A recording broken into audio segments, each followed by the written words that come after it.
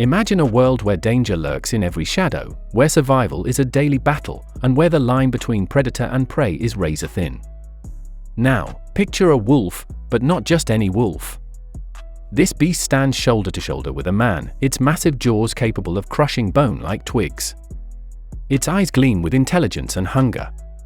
This is no ordinary canine. This is the dire wolf. For over 1 million years, Aenocyon Dirus, the fearsome dog, ruled the Americas. From the frozen tundra of Alaska to the sun-baked plains of Peru, these apex predators were the stuff of nightmares for their prey. But what made them so formidable? How did they live, hunt, and eventually disappear? Join us on an epic journey through time as we unravel the mysteries of the dire wolf. We'll sink our teeth into the latest scientific discoveries, witness heart-pounding hunts brought to life through cutting-edge CGI, and explore how these ancient beasts continue to captivate our imaginations today. Prepare yourself for a tale of survival, extinction, and the unforgiving law of nature. This is Fangs of the Ice Age, the terrifying tale of the dire wolf. Our story begins here, in the heart of modern-day Los Angeles.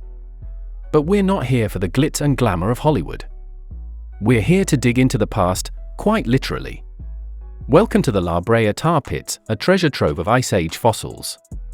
And among the most common finds? The bones of Aenocyon Dirus, the dire wolf. What's fascinating about the dire wolf is just how abundant they were. We found over 4,000 individual dire wolves here at La Brea. That's more than any other large mammal species. But let's turn back the clock. Way back. To a time when dire wolves weren't just fossils, but living, breathing predators. Imagine North America 125,000 years ago. The continent is in the grip of the Ice Age. Massive glaciers cover much of the land, and the climate swings between periods of intense cold and relative warmth. It's in this harsh, ever-changing world that the dire wolf thrived. From the edges of the ice sheets in the north to the grasslands of what is now Mexico, these adaptable predators made their mark. Now, you might be thinking, isn't a dire wolf just a big grey wolf? Not quite. While they may look similar at first glance, Aenocyon Dirus was a distinct species and a force to be reckoned with. Picture this: the average dire wolf stood about 5 feet long and weighed up to 240 pounds. That's about 25% larger than today's grey wolves. But it wasn't just their size that set them apart. The dire wolf had a secret weapon, its bite. With a jaw strength estimated to be 129% of a modern grey wolf's, the dire wolf could crush bone with ease. Imagine the force of a hydraulic press clamping down on its prey. That's the power we're talking about. But like their modern cousins, dire wolves were pack hunters. They lived and hunted in family groups, taking down prey much larger than themselves. This social structure was key to their success, and, as we'll see later, may have played a role in their downfall. The dire wolf has captured our imagination long after its extinction. From fantasy novels to television shows, this Ice Age predator continues to prowl through our collective consciousness. But the real story of the dire wolf is far more fascinating than any fiction. As we journey deeper into the world of the dire wolf, we'll uncover the secrets locked in their bones, witness their triumphs and struggles, and piece together the puzzle of their extinction. The tale of Aenocyon Dirus is a window into a lost world, a world of giants, where survival hung by a thread, and where one species of wolf reigned supreme until it didn't.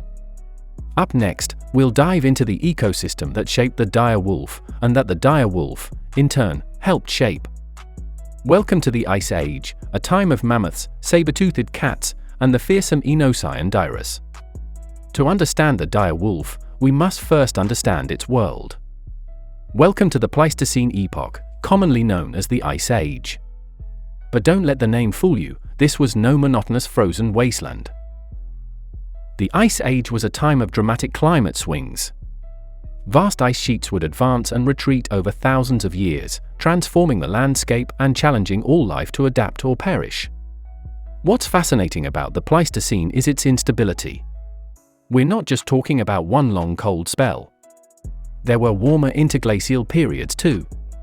This constant change drove evolution and adaptation on a massive scale. As the climate shifted, so did the ecosystems. Tundra gave way to grasslands, forests retreated and advanced. And in this ever-changing stage, an incredible cast of characters played out the drama of survival. Imagine a world where elephants roamed North America. Not the African or Asian elephants we know today, but mammoths and mastodons, their thick fur adapting them to the cold. Alongside them, ground sloths the size of cars lumbered through forests, while herds of horses, camels, and bison grazed on vast grasslands. But where there's prey, there are predators. The direwolf wasn't the only fearsome carnivore stalking the Ice Age. Saber-toothed cats, with their iconic elongated canines, were formidable hunters. And the short-faced bear, standing up to 12 feet tall on its hind legs, was the largest land carnivore of its time. In this world of giants, competition was fierce. Dire wolves often found themselves at odds with other apex predators, particularly the saber-toothed cats. Both species have been found in abundance at the La Brea tar pits, suggesting they frequented the same hunting grounds. The relationship between dire wolves and saber-toothed cats is fascinating. We found evidence of them fighting each other, competing for the same prey, and even scavenging from each other's kills. It was a constant battle for survival. But the dire wolf had an ace up its sleeve: adaptability. While many Ice Age predators were specialists, the dire wolf was a generalist. It could thrive in a variety of habitats, from the edges of glacier to temperate forests and open grasslands. This flexibility allowed it to spread across North and South America, from Canada to Peru. In the frigid north, dire wolves might have preyed on caribou and musk oxen. Further south, they could take down bison or horses. And in the tropical regions of South America, they may have hunted giant ground sloths and glyptodonts, armadillo-like creatures the size of small cars. But the world of the dire wolf was one of constant change. As temperatures fluctuated, so did the available prey. Species that were plentiful in one millennium might become scarce in the next. This endless dance of climate and ecology drove the dire wolf to continually adapt. For over 1 million years, the dire wolf rode the waves of climate change, evolving and adapting. But as we'll see, even this remarkable animal would eventually face challenges it couldn't overcome. Coming up, we'll take a closer look at what made the dire wolf such a successful predator. From its powerful jaws to its social structure, we'll uncover the secrets of this Ice Age hunter's anatomy and abilities. To truly understand what made the dire wolf the apex predator of its time, we need to look beneath the fur and muscle, right down to the bone. Let's start with the business end of the dire wolf, its head. Compared to modern wolves, the dire wolf had a broader, more massive skull. This wasn't just for show, it housed a set of teeth that were the stuff of nightmares for Ice Age prey. What's really striking about the dire wolf is its dentition. The teeth, particularly the carnassials, that's the large shearing teeth at the back, were significantly larger and more robust than those of grey wolves.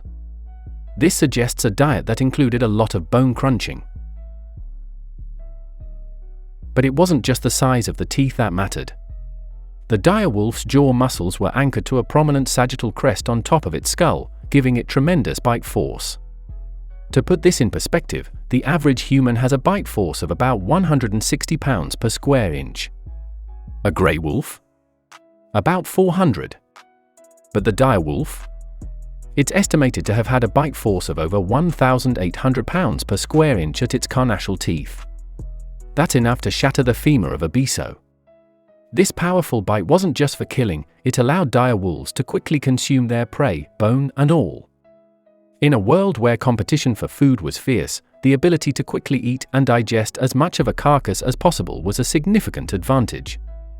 Moving beyond the skull, the dire wolf's body was built for endurance rather than speed. Its legs were shorter and thicker than those of grey wolves, with larger joints and sturdier bones. While this meant the dire wolf probably couldn't match the top speed of a grey wolf in a sprint, it could likely maintain a steady lope for much longer. This was perfect for wearing down large, stamina-rich prey like bison or horses over long distances. Even the dire wolf's feet tell a story. Their paw bones were more robust than those of grey wolves, suggesting they were better adapted for traveling over open, often frozen ground. These were animals built to cover vast territories in search of prey. But perhaps the dire wolf's greatest anatomical asset was its adaptability. Fossil evidence shows that dire wolves could thrive in a variety of habitats, from the frigid north to the temperate south. Their coats likely varied in thickness depending on their environment, much like modern grey wolves. What's fascinating is how the dire wolf's anatomy reflects its lifestyle. Every aspect of its skeleton tells us something about how it lived, hunted, and interacted with its environment. It's like reading a biography written in bone. But as impressive as the dire wolf's physical abilities were, they tell only part of the story. Like modern wolves, dire wolves were social animals. Their true strength lay not just in their individual capabilities, but in their ability to work together as a pack. Coming up, we'll explore the social lives of dire wolves. How did they hunt as a team? How did their pack structure compare to modern wolves? And how did this social behavior contribute to their success, and potentially, their downfall? Stay with us as we uncover the secrets of Ice Age pack life. In the harsh world of the Ice Age, survival wasn't just about being the biggest or the strongest. For dire wolves, it was about strength in numbers. When we look at modern wolves, we see incredibly complex social structures. There's every reason to believe dire wolves were similar, if not even more socially advanced given the challenges of their environment. Like their modern counterparts, dire wolves likely lived in family groups led by an alpha pair. These leaders would have been the primary breeders, with other pack members helping to raise the pups. This cooperative breeding strategy was crucial in the unpredictable Ice Age world. By sharing the responsibilities of pup rearing, dire wolves could ensure that at least some young survived to adulthood, even in tough times. But it was in hunting that the dire wolf's pack behavior really shined. Taking down the megafauna of the Ice Age was no small feat. It required strategy, coordination, and teamwork. While we can't observe dire wolves in action, we can make educated guesses based on modern wolf behavior and the Ice Age prey species we know they encountered. Imagine a pack of dire wolves encountering a woolly mammoth. No single wolf, no matter how powerful, could bring down such massive prey alone. But together? They stood a fighting chance. They likely used a strategy similar to what we see in modern wolves hunting large prey. Some pack members would distract the mammoth, while others attempted to hamstring it by attacking its legs. It would have been a dangerous and often lengthy process. Communication was key to this coordinated hunting. Like modern wolves, dire wolves almost certainly used a complex system of vocalizations, body language, and scent marking to convey information within the pack and defend their territory from rivals. The flexibility of pack hunting also allowed dire wolves to adapt to different environments and prey species across their vast range. In open grasslands, they might have specialized in taking down fleet-footed horses or bison. In more forested areas, their targets could have included deer or even giant ground sloths. What's fascinating is that we can see evidence of their social behavior in the fossil record. We've found dire wolf specimens with healed injuries that would have prevented them from hunting alone. This suggests their pack members supported them, sharing food until they recovered. This altruistic behavior wasn't just heartwarming, it was a survival strategy. By caring for injured or elderly pack members, dire wolves preserved the knowledge and experience crucial for the pack's long-term survival. The success of this social strategy is evident in how widely dire wolves spread. Their ability to work together allowed them to adapt to new environments and take on a variety of prey species, from the frigid north to the tropical south. In many ways, the social lives of dire wolves mirror what we see in modern wolf packs. But there were likely crucial differences too, differences that might help explain why grey wolves survived the end of the Ice Age, while dire wolves did not. Up next, we'll explore how dire wolves interacted with the other formidable predators of the Ice Age. In a world of saber-toothed cats and short-faced bears, how did our fearsome dogs carve out their niche? Stay with us as we dive into the competitive world of Ice Age predators. The world of the dire wolf was a crowded one. Mammoths and mastodons lumbered across the plains. Herds of horses, camels, and bison grazed warily. And in the shadows, other predators lurked. This was a complex ecosystem where every species had to fight for its place. What's fascinating about the Pleistocene ecosystem is its incredible diversity. We had a range of herbivores and carnivores that we just don't see today. This created a complex web of interactions, with dire wolves right in the thick of it. As apex predators, dire wolves would have had their pick of prey. But different prey presented different challenges. Taking down a bison required different tactics than hunting a ground sloth. Bison were formidable opponents, with sharp horns and powerful kicks. Ground sloths, while slower, had massive claws that could easily disembowel a careless wolf. But perhaps the most impressive prey of all were the proboscideans, mammoths and mastodons. While a full-grown adult might have been too much for even a pack of dire wolves, younger or weaker individuals were fair game. We found mammoth bones with clear direwolf tooth marks. It's likely they targeted calves or isolated individuals. Taking down a mammoth would have been a rare but significant event for a dire wolf pack. Of course, dire wolves weren't always the hunters. They were also opportunistic scavengers, capable of driving other predators off their kills. Those powerful jaws we discussed earlier? Perfect for cracking open bones left behind by other carnivore. But dire wolves weren't the only predators on the block. They shared their hunting grounds with a rogues gallery of formidable carnivores. The saber-toothed cat, Smilodon fatalis, was perhaps the dire wolf's chief rival. With its iconic elongated canines, Smilodon was a formidable ambush predator. While dire wolves relied on endurance and pack tactics, Smilodon was a solitary hunter, using stealth and powerful forelimbs to grapple with prey before delivering a killing bite. Competition between these species was likely intense. Both have been found in abundance at sites like the La Brea tar pits, suggesting they frequently crossed paths and claws. We found dire wolf bones with puncture marks that match Smilodon's teeth, and vice versa. These animals weren't just competing for prey, they were actively fighting and even killing each other. But Smilodon wasn't the only competition. The short-faced bear, standing up to 12 feet tall on its hind legs, was the largest land carnivore of the time. American lions, larger than modern African lions, also roamed the landscape. And let's not forget the ancestors of modern grey wolves, which were beginning to make their mark. In this crowded landscape, dire wolves had to be adaptable. Sometimes they were the hunters, sometimes the hunted.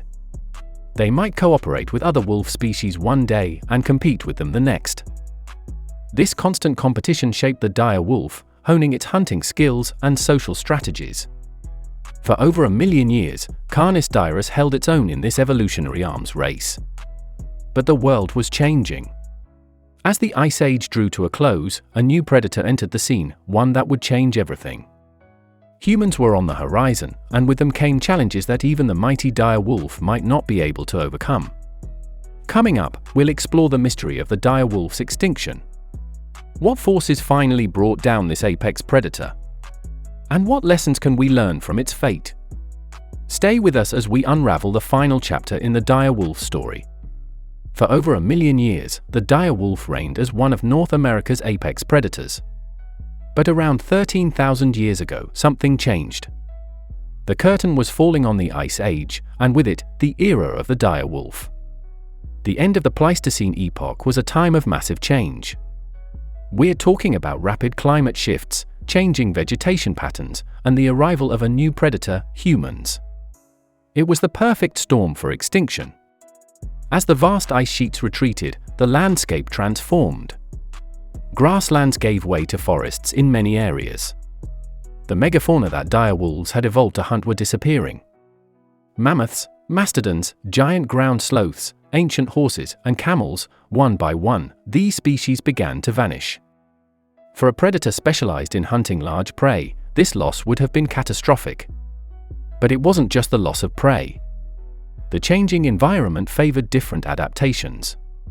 Smaller, more agile predators like the ancestors of grey wolves were better suited to hunting the faster, smaller prey that was becoming more common.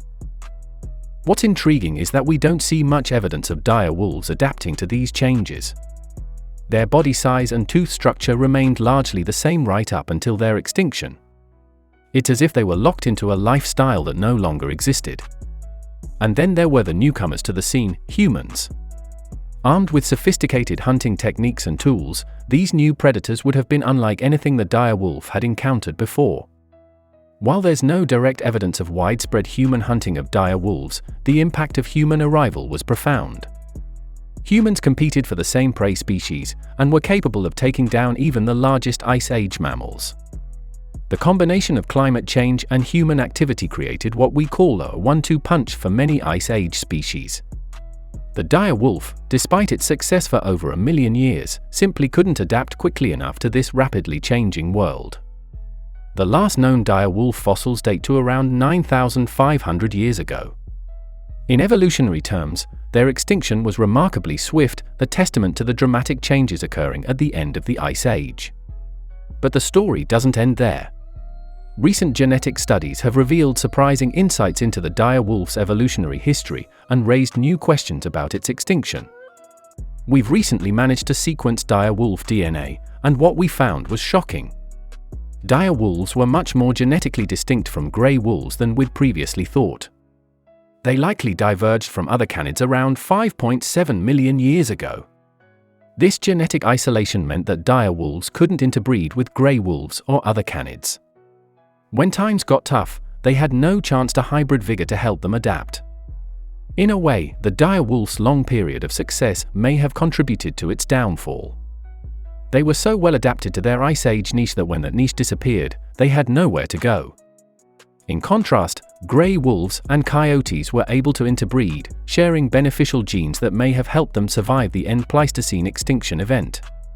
Today, their descendants thrive across a variety of habitats worldwide. The extinction of the dire wolf is a stark reminder of the fragility of even the most successful species. It's a cautionary tale of the dangers of overspecialization in the face of rapid environmental change.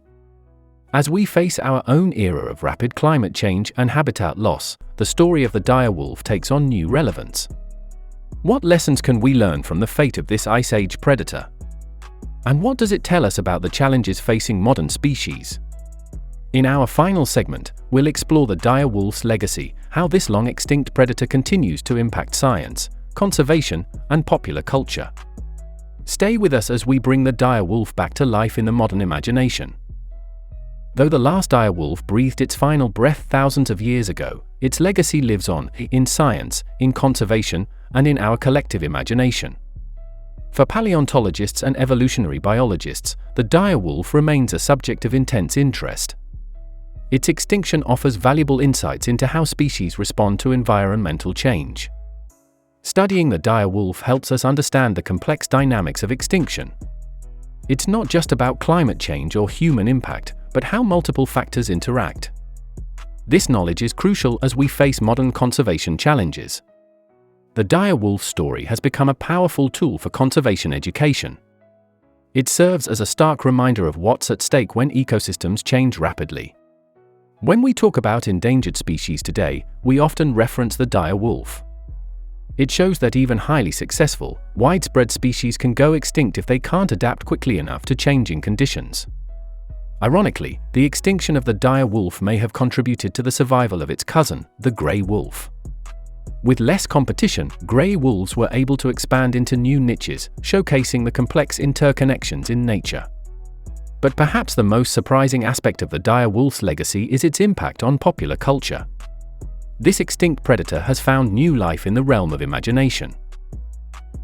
From fantasy literature to television series, the dire wolf has become a symbol of wildness and primal power. Its very name evokes images of a more dangerous, untamed world. The dire wolf taps into our fascination with the prehistoric past. It represents a time when humans were not the dominant species, when nature was bigger and more fearsome. In our increasingly urban world, that holds a powerful appeal. This cultural resurgence has had an unexpected benefit. It sparked public interest in paleontology and Ice Age ecology. A whole new generation is growing up curious about this long-lost predator. And here we have Canis dirus, the dire wolf. Now, who can tell me where they've heard of dire wolves before? In Game of Thrones. That's right. But the real dire wolves were even cooler. As technology advances, our understanding of the dire wolf continues to grow. Recent breakthroughs in ancient DNA analysis have revealed new insights into its evolution and behavior. Every time we think we've solved the puzzle of the dire wolf, new evidence emerges that changes our perspective. It's a constant reminder of the complexity of natural history. The story of the dire wolf also serves as a warning. As we face our own era of rapid climate change and habitat loss, many of today's predators, wolves, tigers, polar bears, find themselves in dire straits. But unlike the dire wolf, these species have advocates. Informed by the lessons of the past, conservationists work tirelessly to ensure these animals have a future. Here at La Brea, where our story began, the dire wolf continues to emerge from the asphalt, bone by bone. Each fossil is a time capsule, a message from the Ice Age. In its empty eye sockets and fearsome teeth, we see not just the story of a long-lost species, but a mirror to our own world. The dire wolf's tale is one of adaptation and resilience, of the delicate balance of nature, and of the profound impact we humans have on the world around us. Fearsome dog may be gone, but its spirit lives on. In the howl of every wolf, in the depths of every forest, and in our enduring fascination with wild untamed, the dire wolf's legacy endures. Hit that subscribe button now and press on the video now popping on your screen. I'm sure you will love it. Don't forget to leave a like on this video and see you there.